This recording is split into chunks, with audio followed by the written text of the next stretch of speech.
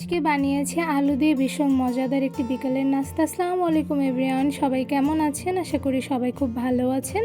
আবারও চলে এসেছি আপনাদের মাঝে নতুন একটি রেসিপি নিয়ে। আজকে তৈরি করেছি শুধুমাত্র আলু দিয়ে ভীষণ মজাদার বিকালের একটি নাস্তা। এই নাস্তাটা তৈরি করা কিন্তু খুবই সহজ, কোনো রকম ঝামেলা ছাড়া এই মজাদার নাস্তাটা আমি কিভাবে তৈরি করে ফেলেছি সেই রেসিপিটি আজকে আপনাদের সঙ্গে শেয়ার করবো। আশা করি রেসিপিটা আপনাদের কাছে খুব ভালো এবং সহজ মনে হবে। চলুন এই মজাদার বিকালের নাস্তা তৈরির ফুল রেসিপিটি দেখে নেই। প্রথমে একটি বোলের মধ্যে নিয়ে নিয়েছি 1 কাপ পরিমাণ ময়দা, আর সাথে নিয়ে নিব হাফ টেবিল চামচ পরিমাণ লবণ, আর সাথে দিয়ে দিচ্ছি রান্নার তেল 2 টেবিল চামচ পরিমাণ। এবার হাতের সাহায্যে ময়দার সঙ্গে লবণ আর তেলগুলো খুব ভালোভাবে মেখে মিশিয়ে নিব।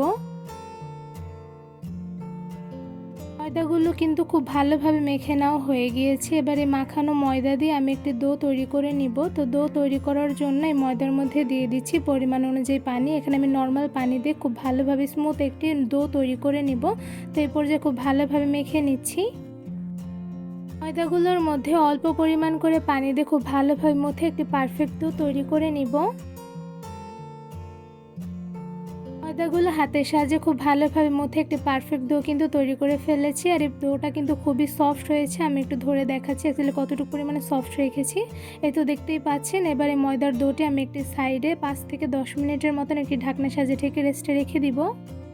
সেদ্ধ করে রাখা 2টা আলু আমি গ্রেটার দিয়ে গ্রেট করে নিয়েছি, আর সাথে দিয়ে দিয়েছি প্রাণ ম্যাজিক মশলা। এই মশলাটাই কিন্তু এই নাস্তার মেন উপকরণ। এই মশলাটা দেওয়ার কারণে কিন্তু নাস্তাটা খেতে বেশ মজাদার হয়ে থাকে। আর সাথে দিয়ে দিয়েছি হাফ টেবিল চামচ পরিমাণ লবণ। এবার খুব ভালোভাবে আলুর সঙ্গে মশলাটা মেখে মিশিয়ে নিব।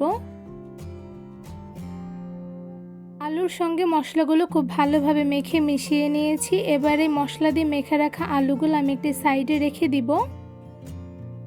রেস্টে রেখে দেওয়া ময়দার ডোগুলো দেখতেই পাচ্ছেন অনেকটা পরিমাণে সফট হয়ে গিয়েছে। এবারে ময়দার ডোগুলো আমি হালকা পরিমাণে মুথে নিচ্ছি। দেন একটি লিচি কেটে নিব। এখানে আমি ছোট সাইজ করে লিচি কেটে নিচ্ছি গোল করে একটি রুটি বানানোর জন্য।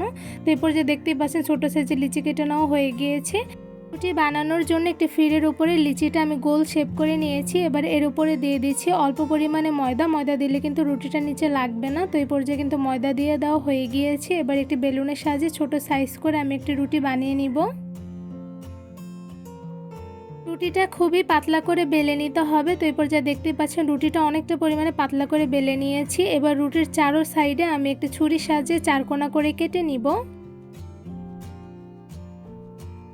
ছুরির সাহায্যে রুটির চারো সাইড কিন্তু 4 কোণা করে কেটে নেওয়া হয়ে গিয়েছে। এবার সাইডে থাকা এক্সট্রা রুটিগুলো রেখে দেব পরবর্তীতে আরেকটি রুটি তৈরি করার জন্য। এবার এই বানানো রুটির মধ্যে দিয়ে দিয়েছি মশলা দিয়ে মেখে রাখা আলুর পুর। এবার এই চামচের নিচের সাইড থেকে আলুর পুরগুলো রুটির সঙ্গে খুব ভালোভাবে মিশিয়ে নিব।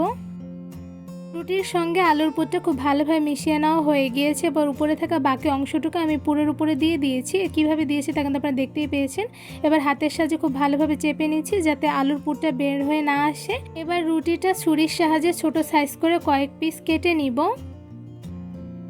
মিডিয়াম সাইজ করে রুটিটা কয়েকটা পিস করে কিন্তু আমার কেটে নেওয়া হয়ে গিয়েছে। দেখতেই পাচ্ছেন অ্যাকচুয়ালি কতটুক সাইজ করে আমি কেটে নিয়েছি। এই তো আমার রুটিটা কিন্তু কেটে নেওয়া হয়ে গিয়েছে। এবারে রুটির উপরে দিয়ে দিচ্ছি পানি দিয়ে দিলে কিন্তু রুটির উপরে যখন আরেকটা রুটি আমি দিব তখন কিন্তু রুটিটা ছুটে যাবে না। তো এরপর যে আরেকটা রুটি দিয়ে আমি খুব ভালোভাবে চেপে নিচ্ছি। এবার এর উপরে ছুরির সাহায্যে একটু হালকা করে কেটে নিচ্ছি। এই তো ছুরির সাহায্যে কেটে নাও কিন্তু হয়ে গিয়েছে। এবার রুটির 2টা সাইড আমি একটু চাপ দিয়ে লম্বা শেপ করে গোল করে মুড়িয়ে নিব। এভাবে মুড়িয়ে নিলে কিন্তু খুব সহজে একটি ডিজাইন হয়ে যায়। ডিজাইনটা তৈরি করা কিন্তু খুবই সহজ। অ্যাকচুয়ালি আমি কিভাবে তৈরি করে ফেলেছি তা কিন্তু আপনারা দেখেই বুঝতে পেরেছেন। আর বাকি রুটিগুলোতে আমি সেমভাবে নাস্তাগুলো তৈরি করে নিব। আবারও সেমভাবে রুটির উপরে পানি লাগিয়ে আরেকটি রুটি উপরে দিয়ে দিয়েছি। এবার হাত দিয়ে খুব ভালোভাবে চেপে নিচ্ছি যাতে রুটিটা খুলে না যায়।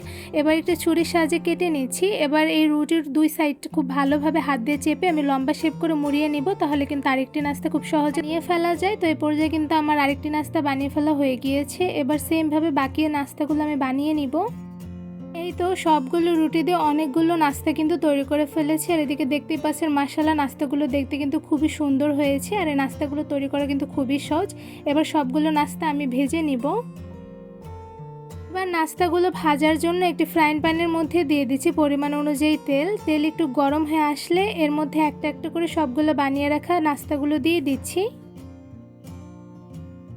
গরম গরম তেলের মধ্যে নাস্তাগুলো কিন্তু একটা একটা করে দিয়ে দিতে হবে, আর নাস্তাগুলো একটু সাইড করে দিতে হবে যাতে নাস্তাগুলো ছুটে না যায়। তো এই পর্যায়ে কিন্তু গরম তেলের মধ্যে একটা একটা করে আমার সবগুলো নাস্তা দিয়ে দেওয়া হয়ে গিয়েছে।